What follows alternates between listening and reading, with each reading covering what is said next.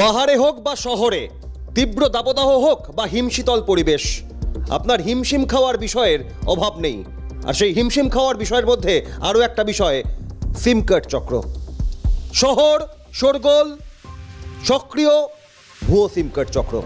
CN news রুমে আপনাদের স্বাগত। সঙ্গে আমি অভিক বসু। আজ আপনাদের জানাবো শহরে কিভাবে বেলেঘাটা থেকে তপসিয়া দিকে দিকে মানুষ শান্তি থাকবে কোথায় গিয়া, তার কারণ সিম কার্ড চক্রে মানুষ হিমশিম খাচ্ছেন।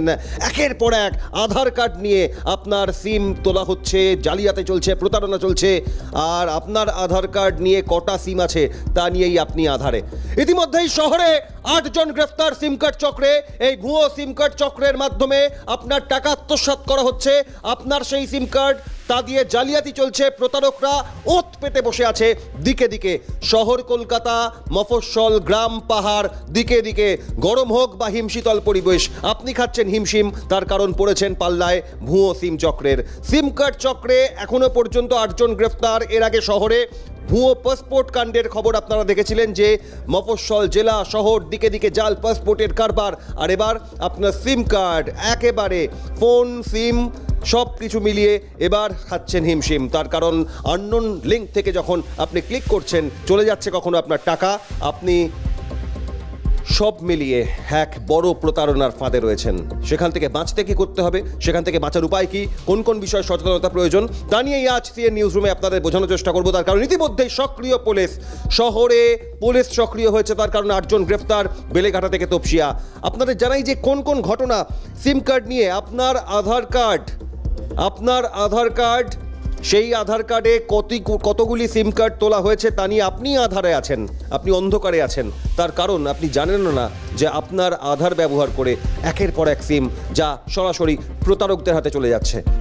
যে প্রশ্ন আজ সামনে আসছে, আপনার আধার কার্ড দিয়ে কটি সিম কার্ড তুলেছেন? আপনার সিম কার্ড অন্য কেউ ব্যবহার করছে না তো? এই প্রশ্নের উত্তর জানেন আপনি? জানা সম্ভব? কিভাবে সম্ভব? কেন আপনার কাছে আজ এই প্রশ্ন রাখা হচ্ছে? তার কারণ এই সিম জালিয়াতি চক্রে এক বড় চক্র দিকে দিকে কাজ করছে, তার মধ্যে বেছে নিয়েছে শহরকেও।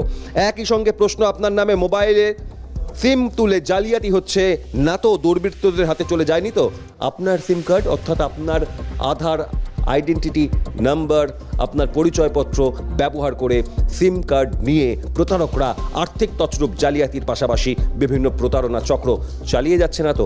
এ প্রশ্ন হচ্ছে।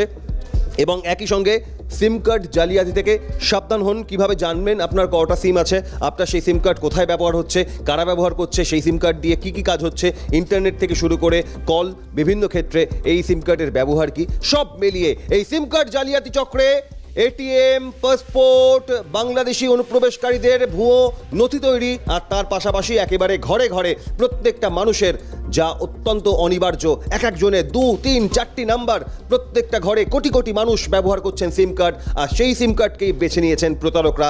তার কারণ যার বিপুল ব্যবহার, সেখানে প্রতারণায়ও বিপুল সুযোগ, সম্ভাবনা এবং একই সঙ্গে কারচুপির হাতে গোনা কয়েকটি নতুন রহস্য, নিত্য নতুন ভাবনা। প্রতারকরা ভিন দেশের থেকে শুরু করে এ বাংলার বিভিন্ন ক্ষেত্রে, শহরে, গ্রামে, মফস্বলে, বিভিন্ন জায়গায় এই সিম কার্ড প্রতারণা চক্র চলছে।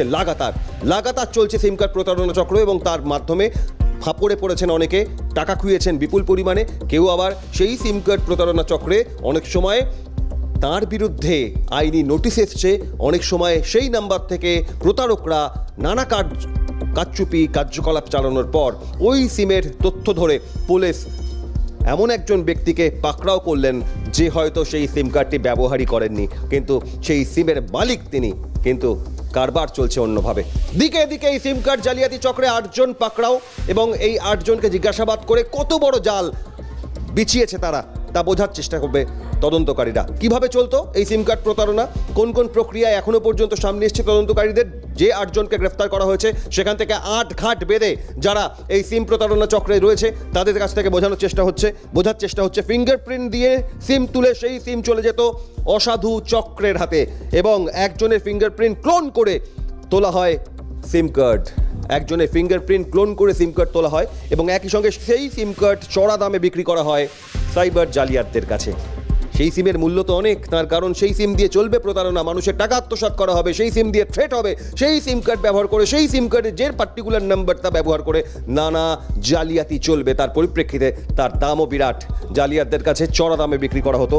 তারপরই শুরু হয় সাইবার প্রতারণার নিত্য নতুন ফাঁদ। সাইবার অপরাধীরা প্রথমে ফোন নাম্বারে একটি বার্তা পাঠায়, অনেক সময় ফোন নাম্বারে, সেটা টেক্সট মেসেজের মাধ্যমে বা অন্য কোনো মাধ্যমে বার্তা পাঠায়, আর সেখানেই আপনি অজান্তে প্রলোভনে পা দিয়ে, ফাঁদে পা দিয়ে, অনেক সময় না বুঝে বা অনেক সময় বুঝেও একটু ঝুঁকি নিয়ে ক্লিক করেন সেই লিঙ্ক, এবং তারপর যা হওয়ার তাই হয়। অনেক ক্ষেত্রে টাকা খোয়ান, ছোটাছুটি করেন ব্যাংকে, অনেক ক্ষেত্রে ভাবেন এ কি হলো, কেন হলো, কবে হলো, কিভাবে হলো, নানা প্রশ্ন সামনে আসছে। কিন্তু সিম কার্ড, যা প্রত্যেকটা মানুষের হাতে হাতে মোবাইলে, সেই সিম কার্ড নিয়ে এক বড় জালিয়াতি চক্র যে চলছে দীর্ঘদিন ধরে, তা অস্বীকার করার কোনো অবকাশ নেই। কিন্তু সেই জালিয়াতি চক্র যে এখন ফুলে ফেপে উঠেছে, একেবারে পিক গিয়ারে রয়েছে।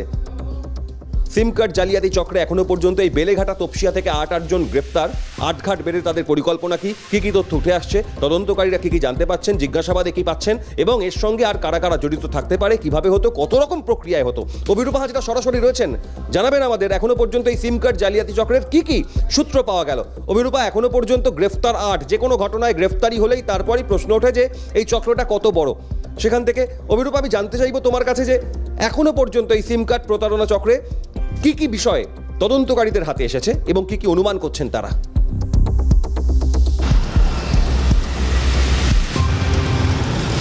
দেখো, যেটা এখনো পর্যন্ত চাঞ্চল্যকর তথ্য এই মুহূর্তে তদন্তকারী আধিকারিকরা পেয়েছেন, তা হলো শুধুমাত্র যে আমাদের দেশ তা নয়, দেশ ছাড়াও বিদেশের মাটিতেও এই সিম কার্ড পাচার হয়েছে। তার মধ্যে উল্লেখযোগ্যভাবে থাইল্যান্ড এবং কম্বোডিয়ায় একের পর এক সিম, যেটা জালিয়াতি করে প্রতারকরা ফিঙ্গারপ্রিন্ট ক্লোন করে বাইরের দেশে পাঠিয়েছেন।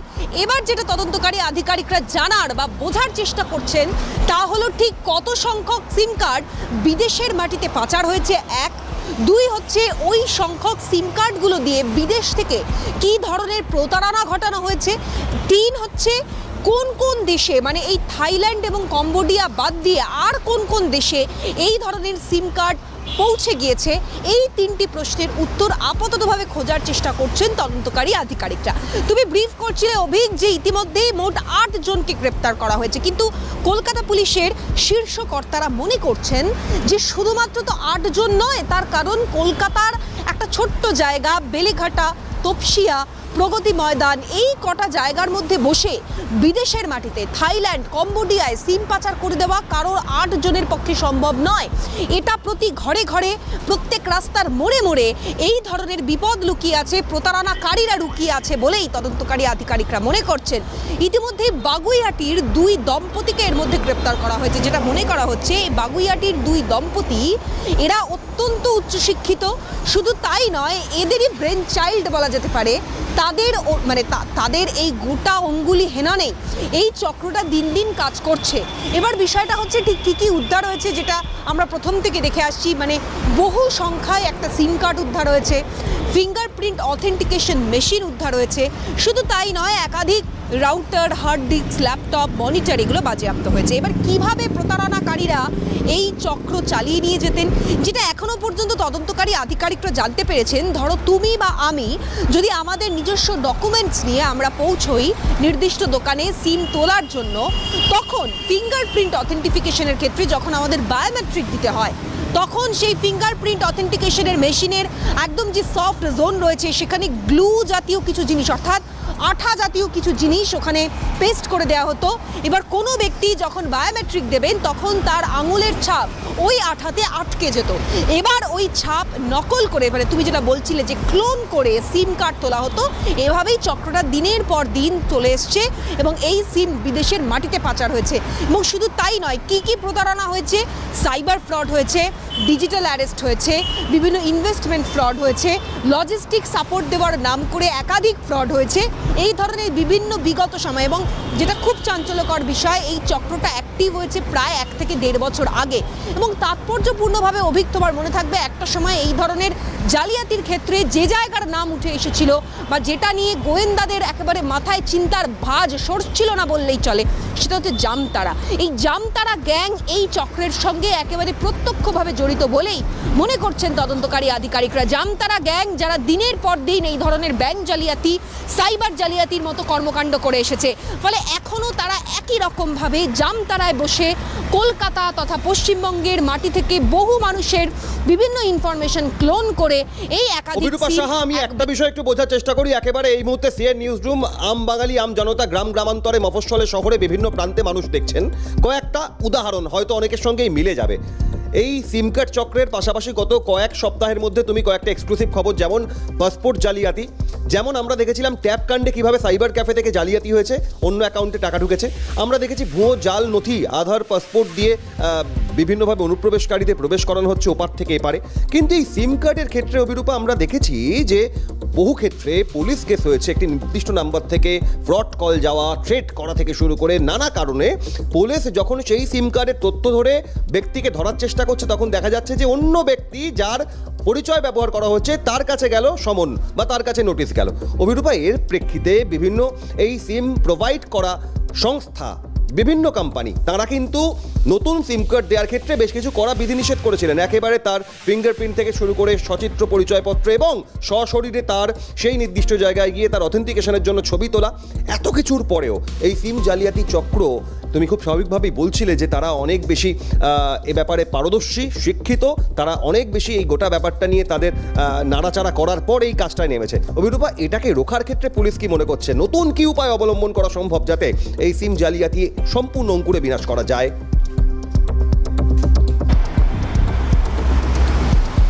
তোমাকে জানিয়ে রাখবো, ইতিমধ্যে আমরা দেখেছি পাসপোর্ট চক্র যখন একেবারে সারা কলকাতা তথা রাজ্যে সাড়া ফেলে দিয়েছিল, তখন বেশ কয়েকজন পুলিশের কর্মীরই নাম জড়িয়েছিল।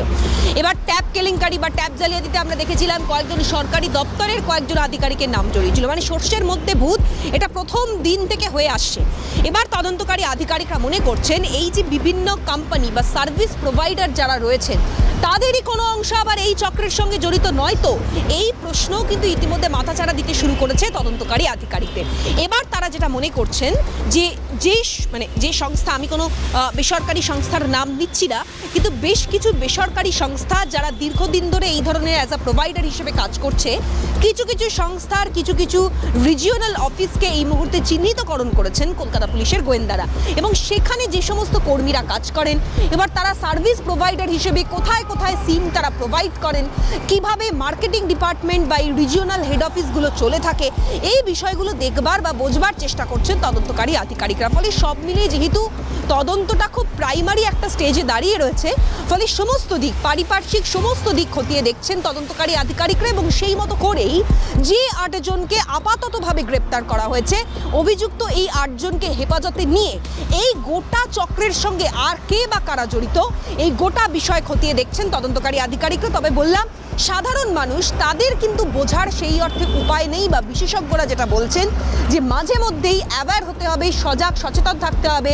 একটি নির্দিষ্ট পোর্টাল রয়েছে গভর্নমেন্ট অফ ইন্ডিয়ার, ট্যাপকপ, সেই পোর্টালে গিয়ে নিজের নাম্বার সেখানে ইনপুট করে, ক্যাপচা ওয়ার্ড ইনপুট করে দেখতে পারেন বিভিন্ন মানুষজন, সাধারণ মানুষ, যে তার কেওয়াইসি দিয়ে কতটা সিম বাজারে উঠেছে। যদি কিছু সন্দেহজনক মনে হয় তাহলে অবশ্যই সাইবার পিএস বা নিকটস্থ থানায় গিয়ে অভিযোগ বা কমপ্লেন লজ করতে, তবেই কিন্তু এই ধরনের জালিয়াতিগুলো রোখা যাবে। তার কারণ বহু মানুষের মধ্যে এই সচেতনতা বা অ্যাওয়ারনেসটাই নেই যে এই ধরনের কাজ হতে পারে। ফলে সেক্ষেত্রে দাঁড়িয়ে যেহেতু ভিকটিম হচ্ছেন, অবাক হচ্ছেন, হিমশিম খাচ্ছেন এই সিম কার্ড দিয়ে। অভিরূপা, তোমাকে ধন্যবাদ জানাবো, কিন্তু দর্শকদের বলবো সিএন নিউজ রুমে আপনাদের এমন একটা বিষয় জানাবো, আপনার কতটি ব্যাংক অ্যাকাউন্ট আছে, আপনি কটি মোবাইল আছে, কটি ফোন নাম্বার আছে, আপনি কতগুলি ব্যবহার করেন জানেন, কিন্তু আপনি কি জানেন যে আপনার পরিচয়পত্র ব্যবহার করে কটা সিম বাজারে ঘুরছে? শহর, গ্রাম, মফস্বল, পাহাড় হোক, সমতল হোক, ভিন দেশ পর্যন্ত। কিভাবে জানবেন? সিম আপনার, আধার আপনার, কিন্তু আধার আপনার, আপনি আধারে, আপনার কটিগুলি সিম, সব মিলিয়ে খাচ্ছেন হিমশিম? না, এই খাওয়া বন্ধ করতে হবে। তার কারণ সচেতন হতে হবে আরও বেশি তৎপর। যে কোনো লিঙ্ক আসলেই দরকার নেই ক্লিক করার, যে কোনো ক্ষেত্রে এই ধরনের খবর হলেই দরকার নেই ভয় পাওয়ার, দরকার সচেতনতার। দেখুন বিশেষ প্রতিবেদন। শহরে সক্রিয় ভুয়ো সিম কার্ড চক্র।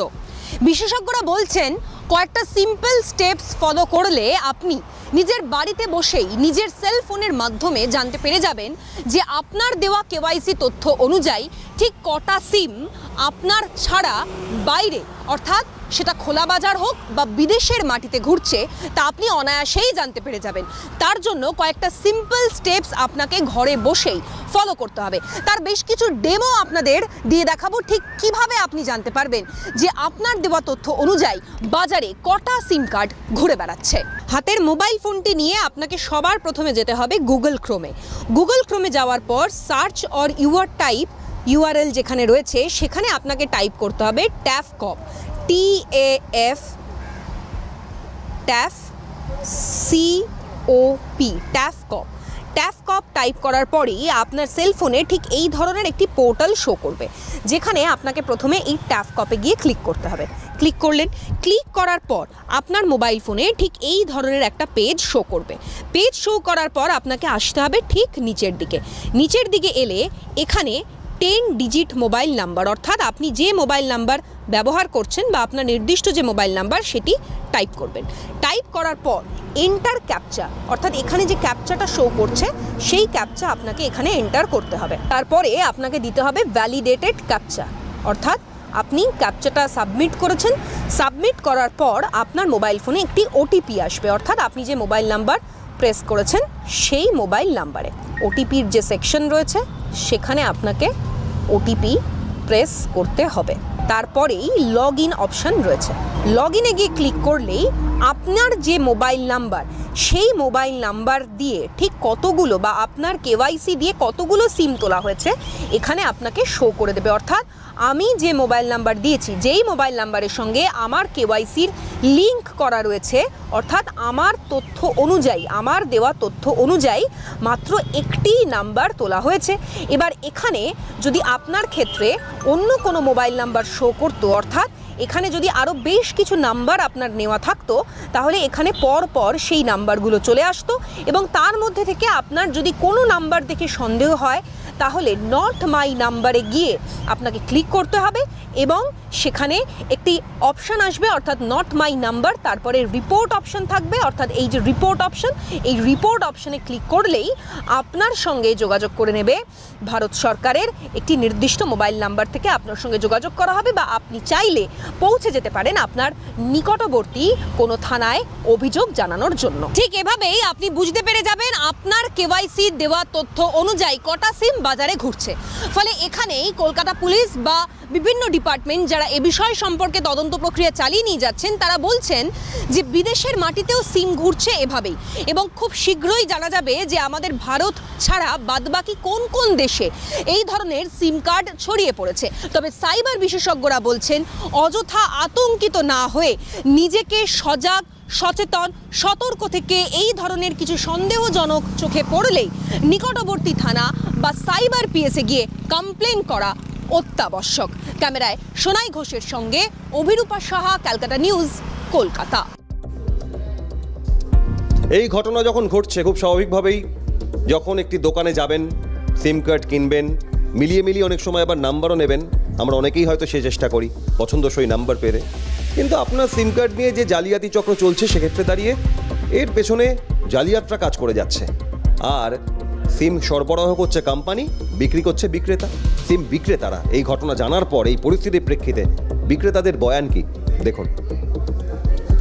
নিয়ম বলতে কাস্টমারের আমাদের কাছে দুটো অপশন থাকে, একটা হচ্ছে DKYC, একটা হচ্ছে EKYC। এবার DKYCর ক্ষেত্রে হয় ডকুমেন্টসটাকে ছবি তুলে সাবমিট করতে হয়। ওই ক্ষেত্রে আমাদের ডিস্ট্রিবিউটর পয়েন্টে যায়, ওরা ভেরিফিকেশন করে তারপরে চেক করে সাকসেসফুল হয়। আর EKYCটা হচ্ছে আধার ফিঙ্গারপ্রিন্ট যতক্ষণ কাস্টমারে মিলবে সেটাই আমরা চালু হবে। তো অনেক কাস্টমার এসে বলে সিম ফ্রিতে দিচ্ছে, যেমন ধরুন রাস্তায় ছাতা টাঙিয়ে ফ্রিতে দিচ্ছে, কিন্তু আমাদের কাছে এটাই থাকে যে সিম ফ্রিতে কীভাবে দিচ্ছে। কিন্তু আমরা যখন সিমটা চালু করছি তখন আমাদের একটা 299 FRC ফার্স্ট রিচার্জ করে দিতে হচ্ছে, আমরা কাস্টমার কাছে ওটাই নিচ্ছি।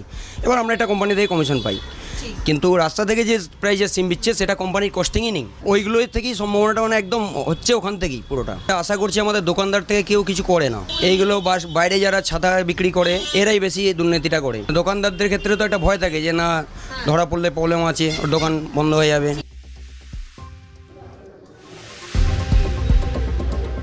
অনেক দলের ক্ষেত্রে আঞ্চলিক, রাজ্য স্তর, জাতীয়, আন্তর্জাতিক হয়। আর এই সিম প্রতারণা চক্র এরা শুরু থেকেই আন্তর্জাতিক স্তরে একেবারে বিশ্বব্যাপী এই প্রতারণা চক্র চলছে, সেখানে বাংলার বহু মানুষ ইতিমধ্যেই এর প্রকোপে পড়েছেন। এই সিম কার্ড প্রতারণা চক্র নিয়ে আমরা সাইবার বিশেষজ্ঞ বিভাস চট্টোপাধ্যায়ের সঙ্গে কথা বলেছিলাম, কি বলছেন দেখুন।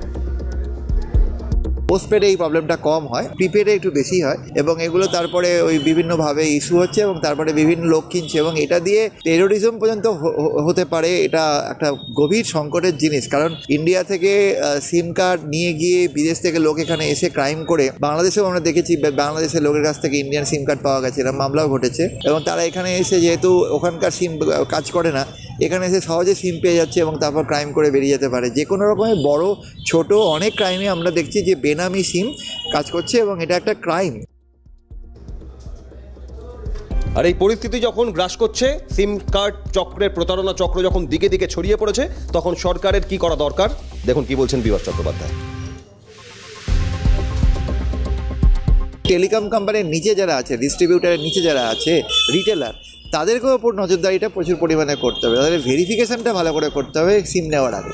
সেল থেকে আরম্ভ করে গভর্নমেন্ট অথরিটিগুলো চেষ্টা করছে এর উপর নজরদারি রাখার, কিন্তু তা সত্ত্বেও তো প্রচুর পরিমাণে হচ্ছে। এটা বেড়েছে তো বটে, এবং আরও বাড়বে আগামী দিনে যদি এর উপরে স্ট্রিক্ট কন্ট্রোল রাখা হয়, কারণ বাড়ি বাড়ি গিয়ে ভেরিফিকেশন দরকার সিম কার্ড ইস্যুর আগে। এবং কেওয়াইসি ব্যাংকের ক্ষেত্রেও সেম জিনিস হচ্ছে, শুধু এরা নয়, কেওয়াইসি ব্যাংকের ক্ষেত্রেও সেম জিনিস হচ্ছে, এবং এইগুলোর বেনিফিট নিয়ে এই ডিজিটাল অ্যারেস্ট থেকে আরম্ভ করে সমস্ত বড় বড় ক্রাইম হচ্ছে।